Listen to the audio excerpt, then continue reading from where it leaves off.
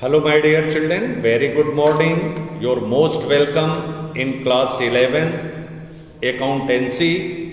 I R.R. Tripathi from LPM Public School, Gola Bazar, Gorakhpur is going to explain the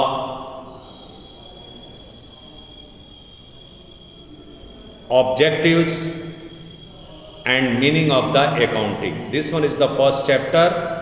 We are on the topic of users of accounting information and their needs. My dear children, you have learned in previous videos, whether you must have seen, आपने यदि देखा होगा previous video तो आपको देखेंगे कि सब field of accounting और मीनिंग क्या होती है, कैरेक्टर क्या होता है अकाउंटिंग का, बुक कीपिंग, अकाउंटिंग, अकाउंटेंसी, इनमें अंतर क्या है, ये सारी चीजें समझाई जा चुकी हैं। अब जो यूजर्स होते हैं अकाउंटिंग के, जो यूजर्स होते हैं उनके विषय में, because of that accounting is a source of information. Now my dear children, you know it very well, accounting is often regarded as the language of business. Accounting ही एक ऐसा चीज है जो व्यवसाय की भाषा होती है. Because of that the main of a language is to serve as a means of communication. भाषा ही ऐसा होता है जिसके माध्यम से आप कम्युनिकेट करते हैं अपने अभिव्यक्तियों को. Accounting communicates the result of business. Accounting के माध्यम से ही हमारे बिजनेस का परिणाम क्या होता है, इस चीज को हम जानते हैं.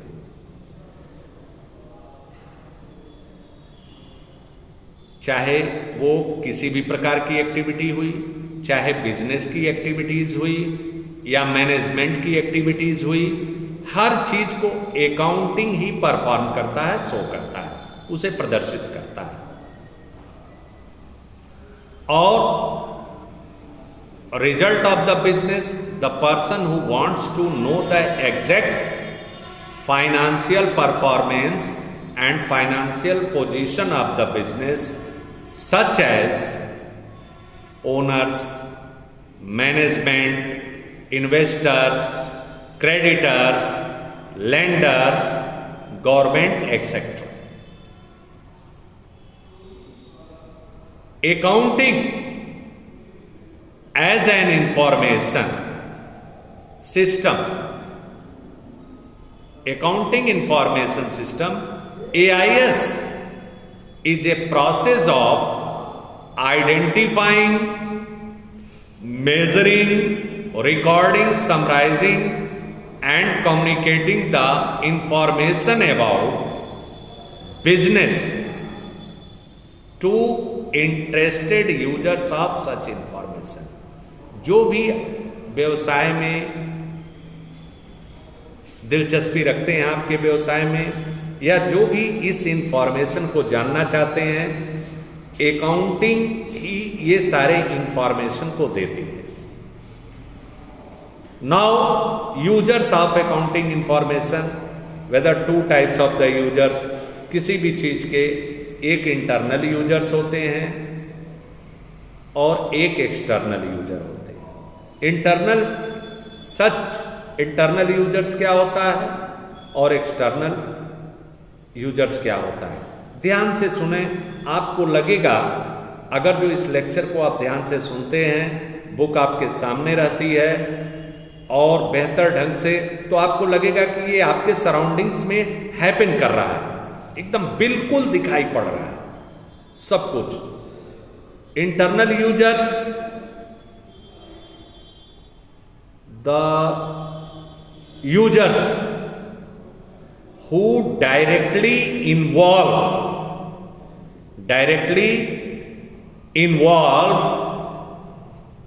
in the business enterprise.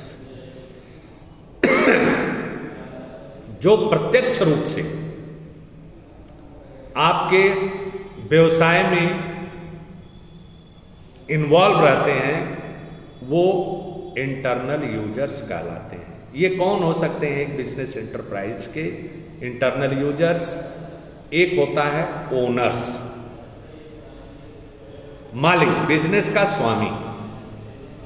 ये बिजनेस का स्वामी कौन होता है? The person who invest the money as a capital in the business is called the owner of the business.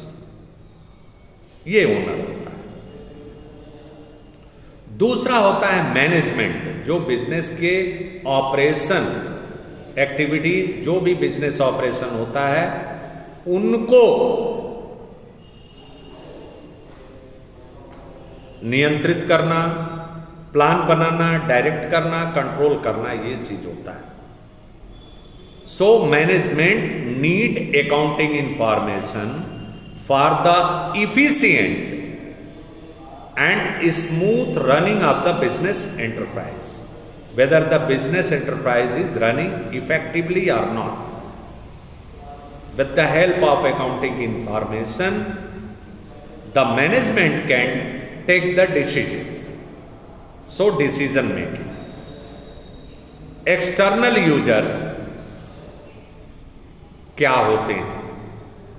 Individuals or organization who have present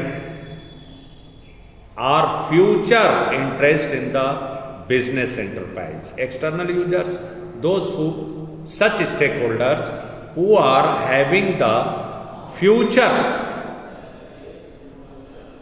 interest in the business enterprise, but they are not a part of the management, are called external users. I mean to say, they are indirectly involved in the business organization.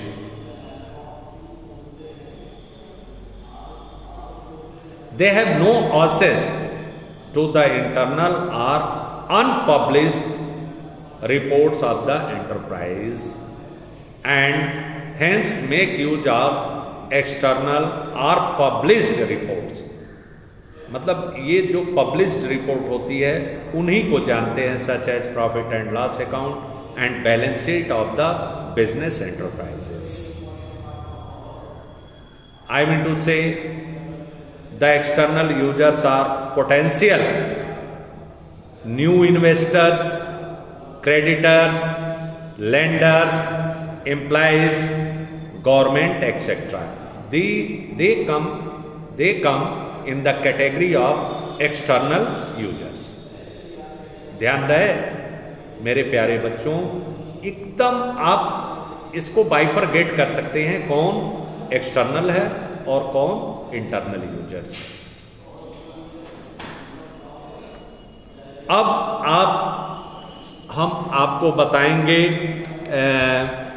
जो advantage of accounting, uses of accounting. पहला advantage होता है, आप देखेंगे जब इतना meaning आप जान लिए, ऑब्जेक्टिव्स जान लिए, इसका उद्देश्य जान लिए, इसका प्रोसेस जान लिए, ये क्या क्या प्रोसेस करती है, तो आप तो स्वतः अनुमान लगा सकते हैं कि इससे क्या लाभ हो सकता है. डिमेरिट पर हम थोड़ा सा बात करेंगे, बहस करेंगे, लेकिन से पहला जो होता है helpful in management of business. सबसे पहला जो महत्वपूर्ण काम होता है ये बिजनेस मैनेजमेंट के लिए बहुत ही सहायता पूरक होता है. Because of that management needs a lot of information for the efficient running of the business. All such information is provided by the accounting. उसे बहुत सारी इंफॉर्मेशन चाहिए होती है। पहला क्या है, helpful in planning. Management would like to know whether the sales are increasing और डिक्रीजिंग। आप देखते हैं कि मैनेजमेंट को सर्वप्रथम अगर जो ये है तो वो सेल के ऊपर फोकस करता है कि मेरा सेल दिन प्रतिदिन, ईयर टू ईयर बढ़ रहा है कि घट रहा है। कास्ट ऑफ प्रोडक्शन में इंक्रीजिंग हो रही है कि डिक्रीजिंग हो रही है। ये सारा इंफॉर्मेशन कौन देता है, अकाउंटिंग। तो और उसी के ऊपर मैनेजमेंट क्या करता है, पॉलिसीज और रूल सेट करता है। So this one is helpful in planning. Management को प्लान बनाने में ये सहायता पूरक होता है। Decision making, at times the management has to take a number of decisions. For example, what should be the selling price of the product, how much discount should be offered to the customers, क्या चीज हम offer करेंगे customer को, कितना discount लगाएंगे, product का कितना हम सेलिंग प्राइस रखेंगे कि हमको प्रॉफिट भी हो और हमारे कस्टमर के ऊपर ज़्यादा बर्डन भी ना हो। तो ये डिसीजन मेकिंग में आता है। इस तरह का डिसीजन लेता है मैनेजमेंट। हेल्पफुल इन कंट्रोलिंग, नियंत्रण करना, नियंत्रित करना, ये भी मैनेजमेंट देखना चाहेगा कि कास्ट जो इनकर्ड हो रहा है, जो भी लागत हमारी लग रही है, वो रीजनेबल है कि नहीं, तार्किक है कि नहीं। ऐसा नहीं ना है कि फालतू खर्च हो रहा है मेरा। तो इस तरह से मैनेजमेंट को अकाउंटिंग इंफॉर्मेशन एआईएस सिस्टम सहायता करता है बेटा। Second one, provides complete the systematic record. Because of that you know it very well, accounting is the process of recording, identifying, measuring, summarizing of all the business transactions. So business transactions have grown in size and complexity, and it is not possible to remember each or every transactions. So accounting keeps a prompt systematic record of all the business transactions. आप देखें बेटा, practically साल भर का व्यवसाय transaction, लेन then क्या आप अपने दिमाग में रख सकते हैं? नहीं संभव। तो अकाउंटिंग क्या करता है, उसका प्रॉपर जो है ये रिकॉर्ड रखता है। तीसरा, इंफॉर्मेशन रिकॉर्डिंग प्रॉफिट और loss. With the help of accounting, we can prepare the profit and loss statement, balance sheet to know the exact financial performance and financial position of the business. So we can ascertain the profit or loss, whether the enterprise is involved in earning profit or loss incurred. Information regarding financial position, by preparing the balance sheet, we can ascertain the financial position of the business. Enable comparative study. Comparative study, by keeping a systematic record, accounting helps the owners to compare 1 year's cost, expenses, profit, sales to another years. एक साल का दूसरे साल से हम उसका क्या कर सकते हैं, कंपैरेटिव स्टडी कर सकते हैं। Helpful in assessment of tax liability, ये उसमें भी टैक्स लायबिलिटी में भी properly maintained record will be great help when the firm is assessed to income tax, GST, etc. Evidence of legal matters. Properly maintained accounts supported by authentic documents are accepted by the courts as a for evidence. किसी भी तरह का legal dispute arise होता है कुछ भी, तो जो प्रॉपर मेंटेन अकाउंट है बेटा वो एविडेंस का काम करता है, गवाह का काम करता है. Sales of business facilitates if a business entity is being sold. अगर जो पूरा उस बिजनेस एंटाइटी को, ऑर्गेनाइजेशन को आप बेचना चाहते हैं तो भी the accounting information can be utilize to determine the proper purchase price. Accounting information के माध्यम से हम प्रॉपर प्राइस को परचेज कर सकते हैं. Helpful in raising loans whether the finance required to the business enterprise with the help of accounting information, the loan can raise from other institution.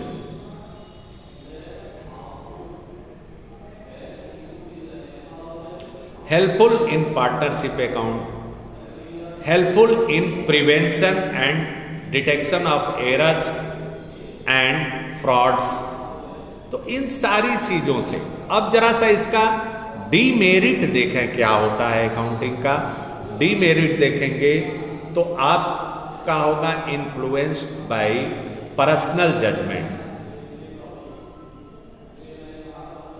हालांकि आप देखेंगे कि accounting is yet an exact science and accountant has to exercise his personal judgement. ये principle सिद्धांतों और set rules के ऊपर आधारित होता है, लेकिन से इसमें पर्सनल जजमेंट अकाउंटेंट ही इसे अकाउंटिंग करता है. दूसरा, based on accounting concept and convention, accounts are prepared on the basis of number of accounting concept. Accounting concept के अनुसार ही अकाउंट प्रिपेयर किए जाते हैं.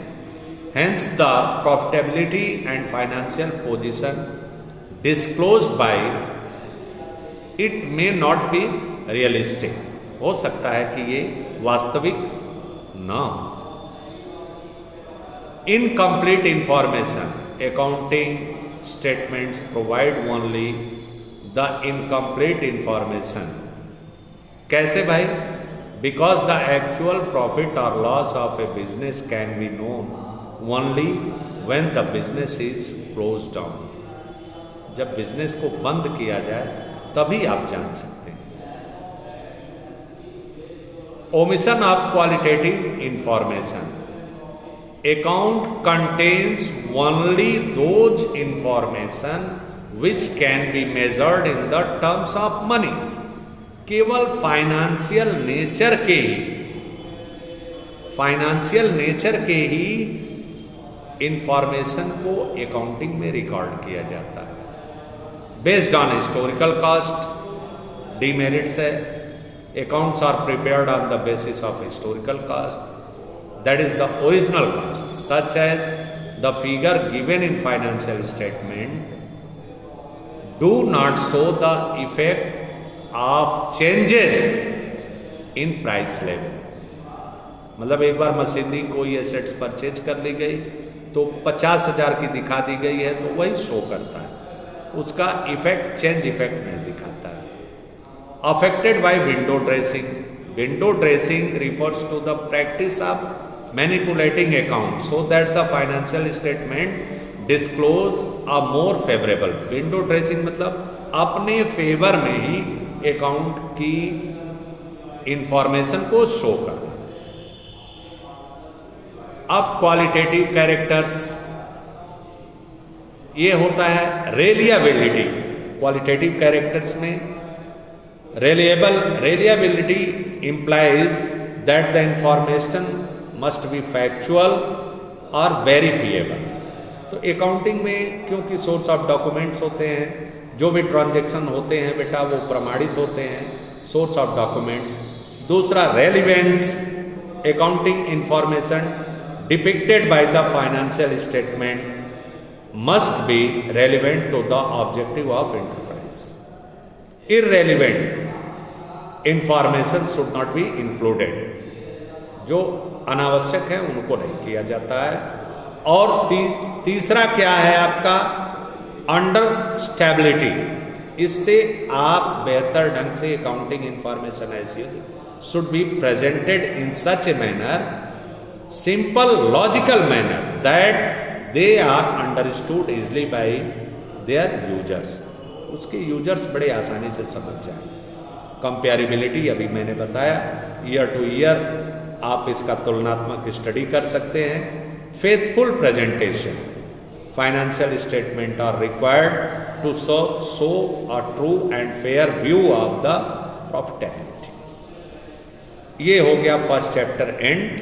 Thank you very much.